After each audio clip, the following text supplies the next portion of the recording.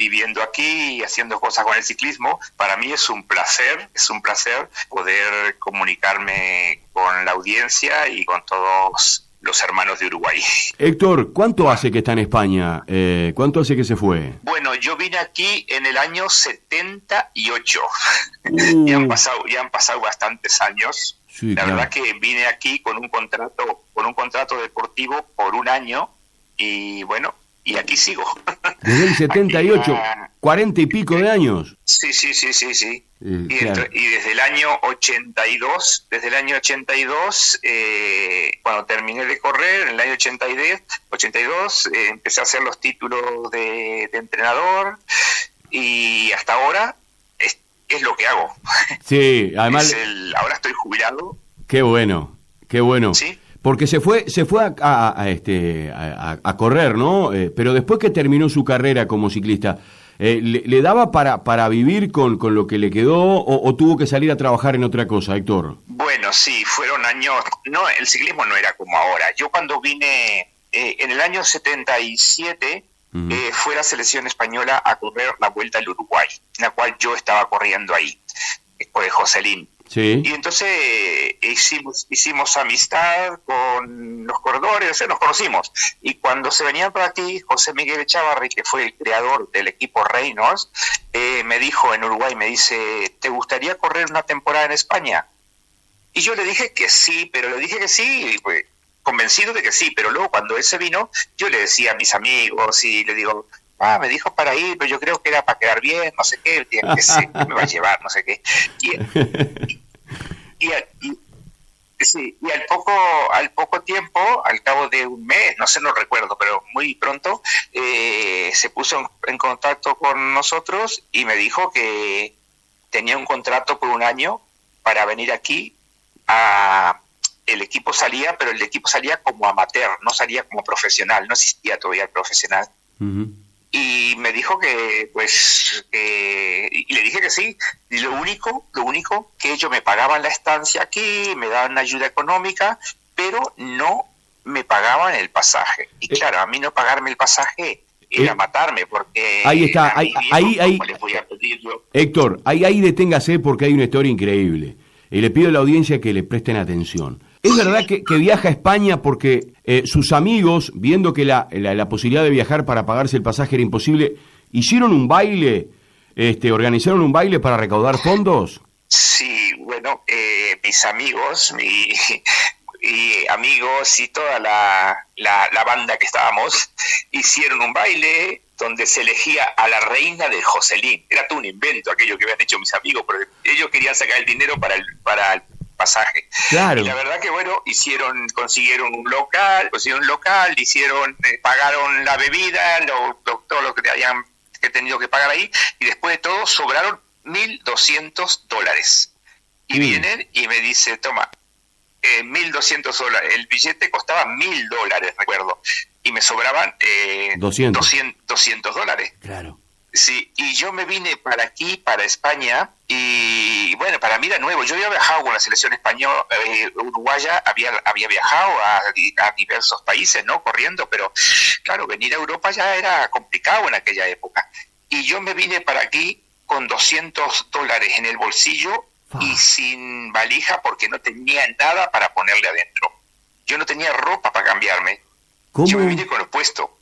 Y sí, yo me vine con lo puesto. ¿Qué historia, Héctor? Sí, entonces pues, pero feliz. Y cuando venía aquí en el viaje, recuerdo que, si no tengo la dirección donde tengo que ir, yo era gaucho, bien gaucho, y no tenía la dirección, y digo, ¿y ahora dónde voy? Yo sé que voy a Campanas, pero yo no sabía si Campanas era una ciudad, un pueblo, no sabía lo que era, yo muy ignorante, la verdad que yo fui muy ignorante siempre. Y cuando llego al aeropuerto de Madrid, claro, el aeropuerto era un poco más grande que el de Carrasco, ¿sabes? Era fácil perderse ahí. Pero y salgo y me encuentro a José Miguel Echavarri en la puerta levantando los brazos como diciendo, aquí estoy. Claro. Mirá, salí corriendo y me le abracé como si fuera mi padre, mi hermano, no sé quién. Claro. Y le abracé y no lo soltaba. Qué bueno. Y me dice, Héctor, ¿qué tal el viaje? Ah, José Miguel, mire que le voy a explicar ahora por qué viene este abrazo. Y dice, no, que me parece muy bien, ustedes están acostumbrados a darse abrazos y besos. Y le digo, no, y le conté la historia, ¿no? Y dice, bueno, ya estás en casa, y venga, arrancamos para allá. Qué buena historia. Y ese fue... Qué sí, bueno. Sí. Héctor, y sos nacido, a ver, vamos un poquito más atrás en el tiempo, o mucho en el tiempo. Sos nacido en Fraiventos. Yo nací en Fraiventos y estuve viviendo en Fraiventos, bueno, no concretamente en Fraiventos, es en las cercanías de Fraiventos. Después, al final, a partir de los 12 años, ya vivía en Fraiventos. Y su viejo, 17, su mamá y su papá, ¿qué eran? ¿En qué laburaban? ¿Su mamá ama de casa como en aquella época o tenía algún trabajo? Bueno, mi mamá era ama de casa y mi padre era policía de campaña, de estos que andaban a caballo en aquella época. Sí. Que nosotros éramos una familia, 5 hermanos de una familia, pero trabajadora, humilde, no nos faltaba para comer porque vivíamos medio en el campo y teníamos pues las cosas que se tienen en el campo, pero luego pues hasta ahí podíamos contar. Claro. Y luego a los 17 años, yo iba llegando a Fraivento entrenando cuando cumplía 17 años. Sí. Y se paró una forchela de estas, una Forte de estas antiguas, y el hombre que la iba conduciendo era el difunto Mario González, el gallego González. Otra historia. Entrenador y bueno. Otra historia increíble. Sí, el hombre te ve corriendo en la ruta, ¿no? Sí, y se para, me adelanta y se para. Yo lo conocía de vista, sabía quién era. Ya me puse muy nervioso y me dice, hola, ¿me conoces? Sí, señor, le conozco, no sé qué. Y dice, ¿vos querés ser ciclista? Me dice. Y yo le digo que sí. Y me dice, si querés ser ciclista, yo puedo hacer de vos un ciclista, pero tenés que apartarte de toda esa banda de borrachos que andan con vos. Y yo digo, no, que no son borrachos. Que no son borrachos, son mis amigos. Claro. Y me dijo eso. Y me dices, habla con tu familia, si querés ser ciclista yo te llevo a Mercedes, que vamos a hacer un equipo nuevo, que era el Joselín. Y yo fui a mi casa y le dije a mis padres, le digo, mira, don González, que es él entonces era el técnico de la selección de Uruguay, y le digo, me ha dicho que si yo quiero ser ciclista, que él puede ayudar, pero me tengo que ir para Mercedes. Y no, que me tenía que apartar de toda esta gente. Claro. Y me dice mi padre era mucho, no sé, daba miedo a veces. Me dice, si vas a ser un vago de la bicicleta, te tienes que ir de esta casa. ¿Así te dijo? Y le digo, papá, yo quiero ser ciclista. Sí, yo quiero ser ciclista. Yo estaba en la escuela industrial y le digo, yo quiero ser ciclista. Y este hombre me dijo que él podía sacar de mí un ciclista. Y al día siguiente, me despedí de mi casa y me fui para Mercedes. Eras un niño, ¿no? Y ahí, sí, y claro. Ahí empezó mi vida deportiva. Y recuerdo que Mario me dice, en menos de un año estás ganando carrera en Montevideo. Entonces en aquella época ganar carrera en Montevideo era muy difícil. Claro. Y efectivamente, a los pocos meses, no sé si un año o menos, me imagino, no sé, gané mi primera carrera en Montevideo, che, no me lo podía creer yo. No me lo podía creer, claro. Qué genio. Comía bien, entrenaba bien, me cuidaba y digo, bueno, y a veces no son las condiciones que pueda tener uno, sino las ganas y la necesidad, Exacto. Y yo siempre dije, la necesidad tiene cara de herejes, Es verdad. La perseverancia, ¿no? Lo que pasa es que el no bajar los brazos nunca, el ir para adelante. Ahora decirle a un chiquito de 16, 17 años que tiene que dejar todo lo que tiene que dedicarle más tiempo al deporte que haga, ¿no?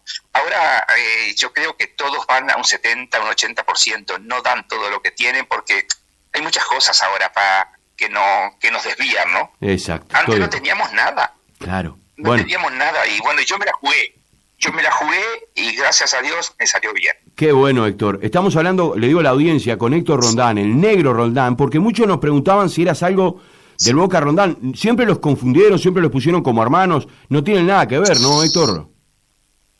No, en Mercedes, yo soy fraiventino, pero en Mercedes había 2 Rondán, el bueno y el malo. Boquita era el bueno, Boquita era el gran campeón. Lo que pasa es que yo igual era más como, no sé, Mario me enseñaba muchas vivezas, ¿no? Que a veces que lo que no ganaba con la fuerza lo ganaba, pues no sé, yo creo que fui, no sé, no un ejemplo, porque dice, andaba más a rueda, me cuidaba, ganaba embalando, sin embargo Boquita era de los que arrancaban 1000 veces, y bueno, para mí, un gran ciclista y una gran persona, ¿eh? Qué bueno, Héctor. Entonces, pues, estábamos... Cuéntame un poco, Y entonces, pues, esa fue... en esas anécdotas que me estás contando, estamos hablando de España con Héctor Rondán, le estoy diciendo a la gente, los que nos escuchan, ¿cómo fue esa etapa Paysandú-Fray Bentos cuando tu viejo, que te dijo, si vas a andar en bicicleta, vas a hacer ese vago de las bicicletas, acá en casa no vives más con nosotros, algo así? ¿Cómo fue el día que tú llegaste a Fray Bentos primero por la Vuelta del Uruguay allá en el 76? Sí, esa etapa yo la cuento a veces porque me acuerdo muchísimo. Esa etapa la gané yo en Paysandú, antes de salir la etapa, la noche antes de salir la etapa. Ajá. Porque si me lo permitiste la cuento. Sí, claro. Salimos y me acuerdo que cuando salimos llovía y al salir, enseguida salí de Paysandú, yo pinché, me acuerdo. Pinché a rueda delantera, bueno, me metí el pelotón otra vez y ahí un repecho que había antes de el arroyo Yaguareté, pasando, había un repecho largo de, no sé, 600, 700 metros, no sé cuánto, no me acuerdo ahora. Y en ese repecho me dice Mario, dice, mira, esta etapa, dice, tenés que arrancar en el repecho Yaguareté. Dice, faltando un poco antes del repecho, dice, vos mirás a quién traes a rueda. Si traes a rueda uno bueno, que esos que arrancan fuerte, hacete el loco, cambia de sitio y ponete delante de uno que arranque más lento. Todo eso la noche anterior, ¿eh? Uh-huh. Y ahí dice, arrancá, yo usaba plato 54, y me dice, ahí tenés que arrancar, ni bien empezar el repecho, con 54-16. Es que me acuerdo como si lo estuviera contando ahora. Qué bueno. Me dice, y no mires más para atrás, dice, tenés capacidad para entrar, para ganar.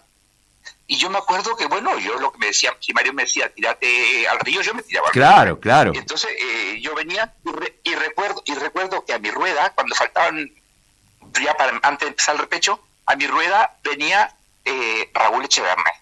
Y Raúl Echeverné no era Rengo. Claro. Un gran ciclista y era rápido arrancando. Y yo digo, me dijo Mario que yo tengo que buscar a otro. Y me cambié de sitio, como que no me hacía daño la puntera, no sé qué cosa hice ahí. Ajá. Me cambié de sitio y busqué a un corredor X, que no voy a decir el nombre porque no voy a decir el nombre, pero un corredor y sí.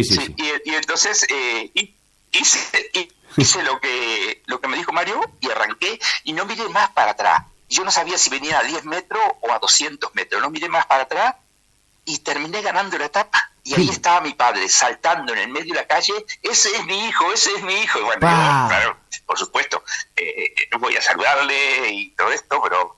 Qué bueno, entonces, pues, qué gran recuerdo. Sí. Esa fue la etapa. Por eso digo que esa etapa la gané yo, la ganamos nosotros antes de salir. ¿Qué visión tenía aquel hombre? Era terrible aquel hombre. Tenías que confiar en él nada más. ¿Lo pones en qué lugar a tu entrenador de aquella época? ¿En qué lugar de tu vida lo pones? ¿Como el hombre fundamental que hizo un antes y un después? Sí, hubo primero una persona, la Gardiel Delgado de Fray Bentos, que tenía un taller, y ese hombre fue el que me enseñó a subirme a la bicicleta, a hacer los cambios. Me enseñó en aquella época que no era solamente andar en bicicleta, me hacía hacer embalajes detrás de la moto, cuando tenía 14 años. Pues. Uh-huh. Y ese fue mi primer paso, pero en realidad, quien me abrió la puerta en la vida deportiva y que iba, para mí, en ese momento era la única persona que yo consideraba que iba muy adelantado. Claro. Me decía cosas que yo no conocía, que en el ciclismo no se veían. Para mí fue un adelantado en el tiempo aquel hombre. Y fue el primer y único entrenador que he tenido yo en mi vida. Entrenador de muchos tiempos, así, ¿eh? Después yo no tuve más entrenador. Héctor, lo poco poco o lo mucho que aprendí, lo aprendí con él. Y fue muchísimo lo que aprendí con él. Porque, a ver, fuiste el primer uruguayo, el primer ciclista uruguayo profesional en España. O sea, estamos hablando que diste, en términos futboleros, que la gente, todos hablamos más de fútbol que de ciclismo, de otros deportes, sos Suárez, el Luis Suárez que se fue un día de aquí de Nacional a jugar a un equipo holandés. Tú eras más o menos parecido, fuiste el primer uruguayo que va a España. Y tu único entrenador, me estás diciendo que fue justamente él, en tu principio no tuviste otro. No, entrenador no he tenido otros. Siempre ha sido Mario González mi entrenador, porque yo aquí en España no tenía entrenador. Entonces, pues, Mario González hablábamos por teléfono y le digo, mira, él era español, era de Asturias, él conocía los terrenos de aquí. Y me decía, mira, Héctor, no podés entrenar igual que aquí, porque aquí, dice, no podés tener el mismo peso que tienes aquí, tienes que adelgazar. Me acuerdo que me mandó a adelgazar 4 kilos cuando yo vine de Uruguay aquí, y yo no entendía aquello. Y me decía, en la montaña tenés que perder peso, y la verdad que yo le hacía caso a todo, y bueno, y él me iba guiando desde allá. Por lo menos los 2 primeros años me guiaba él, y luego ya, pues, bueno, sí me guiaba, pero menos, ¿no? Porque ya, bueno, yo ya iba aprendiendo las cosas y me llevaba. Yo cuando vine aquí, salí un día a entrenar con José Miguel Chávarri, él iba con el coche y yo en la bicicleta. Y salí bien, con alegría. Y de repente llegó como un repecho así y me empezó un dolor de pierna que no podía subir y me bajé de la bicicleta. Y le digo, José Miguel, yo me voy por Uruguay, yo no valgo para correr aquí. Este puerto es muy duro para mí. Claro. Y me dice, Héctor, no te quiero desmotivar. Esto no es un puerto, es un repecho. El puerto empieza más adelante. Y me mató del todo ahí. Me mató. Y seguí y me dice, mira, dice, el domingo vamos a correr una carrera que no te va nada a ti. Pero al siguiente vamos a correr una carrera que es como si corrieras en Uruguay. Y efectivamente fuimos al día siguiente a correr y era una carrera que tenía 8 kilómetros. 8 kilómetros, pero del kilómetro 0 hasta el kilómetro 8 con un porcentaje aproximadamente un 6, 7, 8% todo el rato, ¿no? Y yo me acuerdo que estaba lloviendo y me dice Mario, bueno, calentá bien porque vos no estás acostumbrado a estos fríos, estaba como granizando, hacía mucho frío. Calentá bien, dice, y a ver qué pasa. Dice, pero esta carrera no te va a ir bien a vos. Y como me dijo a ver qué pasa, yo calenté bien y cuando dieron la salida eran 8 kilómetros. Digo, 8 kilómetros, esto no es nada. Arranqué de salida y la primera curva miré y quedarían, yo qué sé, no sé, por decir 8 o 10 atrás mío, se habían quedado todos. Y digo, ¡puah! Esto los mato. Che, y de repente me empezaron a pasar. Y en 8 kilómetros, desde que llegó el primero hasta que llegué yo, que llegué el último de todo, fueron 4 minutos. En 8 kilómetros perdí 4 minutos. Bueno, digo, si no valgo para nada, yo venía de ganar muchas carreras en Uruguay, digo, si no valgo para nada. Y mira, pero como ya me ha dicho Mario, dio el director José Miguel que iba a pasar eso, y la semana siguiente fuimos a Valladolid, concretamente. Y qué razón tenía él. Voy y gano la carrera. Qué bueno. Fue mi primera carrera. Y ese año gané 13 carreras. Para mí era increíble aquello. Claro. Era increíble. Iba todo de cabeza, todo de cabeza. Qué bueno. Me entrenaba bien, me alimentaba bien. ¿Y bajaste? ¿Tuviste que bajar de peso? ¿Cómo? ¿Tuviste que bajar de peso, como te había dicho tu entrenador, para poder estar a nivel de ellos? Sí. Sí, yo entonces me medía 1,80 y yo enseguida me puse aquí con 67 kilos. Claro. Entonces estaba flaco. Yo ya no era muy gordo, ¿no? Pero en Uruguay no me molestaba ese peso, no me daba cuenta, ni sabía yo. Pero aquí me di cuenta que sí. Y aparte estaba todos los corredores, que yo he traído más de 40 corredores, entre chicos y chicas de Uruguay, del que estoy aquí, todos han venido pasados de peso, todos. Ajá. Todos pasados de peso. Héctor, ahora la corredora que vino. Sí. Te escucho. Digo que la última corredora que vino aquí fue Fabiana Granizales, Sí. una gran persona y una muy buena ciclista. Y cuando vine aquí, le digo, Fabiana, no estás en el peso. No, que yo me cuido muy bien. Yo digo, sí, pero no. Y recuerdo que, no sé, que comentaba que si perdemos peso, perdemos fuerza. Le digo, no tiene nada que ver una cosa con la otra. Vas a perder peso y vas a andar más. Y efectivamente, estuvo solamente 3 meses aquí. Y claro, en 3 meses perder peso y seguir andando era muy difícil. Por supuesto. Y la verdad que empezó y anduvo, yo encantado, maravillado de cómo iba esa chica, cómo iba. Claro, en Uruguay trabaja todo el día, Sí. entrena, la familia, y Claro. no tiene tiempo para descansar. Sin embargo, aquí venía esos 3 meses, descansar y andar en bicicleta. Ujú. Y no ganó. Fabiana es Porque fueron pocas carreras que corrió. claro, Fabiana es Pero hizo rochense, segunda en la Copa España. es rochense de nacimiento. ¿Cómo? Fabiana Granizal es rochense Sí, de nacimiento sí. y fernandina por adopción, ¿no? Héctor, fuiste por la selección uruguaya a varios países, competiste en Chile, en México, en Colombia, en la Vuelta de Guatemala. ¿Todo eso lo hiciste cuando estabas todavía aquí en Uruguay o ya te había ido a España y venías a correr por la selección? No. Antes de irme, después que yo me vine para aquí, yo no volví nunca más a la selección, porque tampoco me convocaron, no fui nunca más a la selección. Todo lo que hice, y en San Pablo también, que gané una 9 de julio, eso tiene historia, porque le digo yo a Mario, mi entrenador, le digo, a mí me gustaría correr a 9 de julio, y eran 2 días de carrera. Y me dice, no, que ahora en el invierno estás engordado, tenés 2 kilos de más, no podés ir. Y le digo, pues me gustaría ir. Dice, no, está muy lejos, mucho. Le digo, ¿puedo ir solo? Y me dice, si querés ir. Y me fui en un ómnibus, como a 30 horas de viaje, yo no sé ni por dónde andaba. Y fuimos y miramos por dónde vos, y gano la 9 de julio tú. Pero esos rebotes que vientas, carambola, ¿no? ¡Qué increíble! Y me encuentro ahí porque no estaba en el mejor momento yo. Pero la ganaste. No, igual. Claro. Sí, y gané la 9 de julio. ¿Qué? En el 76 creo que fue que la gané en la 9 de julio. No, además lo que es la parte intuitiva, ¿no? Decir, voy a ir, quiero ir, aunque esté con algún kilo de más o algo, yo sé que voy a ir y voy a andar bien, ¿no? Sí. Héctor, Sí, bueno, yo no sé. ¿en qué ciudad, Bueno, sí, dime. en qué ciudad de España vives? ¿En qué lugar de España vives? Yo vivo, el departamento o la provincia es Navarra y la capital es Pamplona. Ajá.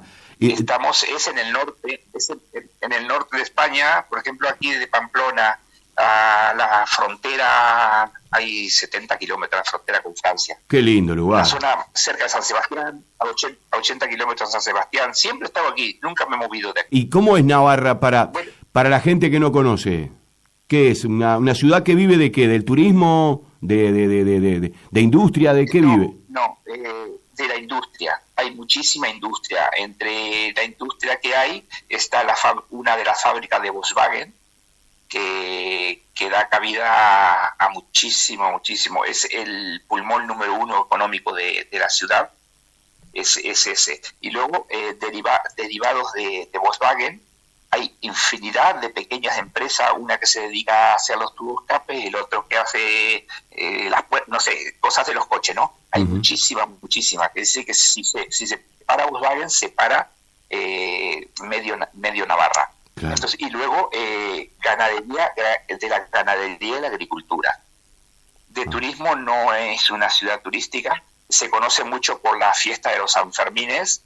Eso atrae, es una ciudad de 300.000 habitantes, y cuando la semana de San Fermín se encuentra con 1,5 millones.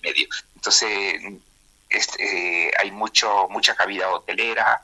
Es una gran ciudad de un estatus, un nivel alto de vida. Qué bueno. Suele haber trabajo con respecto al resto al sur de España. Es una buena ciudad. Uh-huh. Hablaste recién de que has tenido 40 corredores uruguayos más o menos recibiéndolos en España, en tu casa, ayudándolos. ¿Eso lo haces, Héctor, un poco devolviendo lo que te dio la vida a ti, te la jugaste, contaste una historia increíble que a mí se me ponía la piel de gallina cuando dijiste me fui en el avión con $200 en el bolsillo y sin valija porque no tenía nada que poner adentro, no tenía ropa. Eso a mí me quedó ahora grabado, la verdad. Es cierto. Es la verdad, yo no me da vergüenza contarlo. No, es así. Es la verdad. Es que está bueno que lo digas, está bueno para uno saber el sacrificio que pasaron para llegar a donde llegaron. Sí, no sé, la pregunta empezó te decía, ya los años se me... No pasa nada. Te preguntaba que esos 40 ciclistas que estuviste en tu casa, ¿fueron un poco para devolver lo bueno que te dio la vida? Sí, esa frase la repito mucho. Bien con Uruguay y con Navarra y España en general, porque yo siempre digo, no tendréis, ahora que ya estoy jubilado, que no estoy esperando esto para comer, ¿no? Que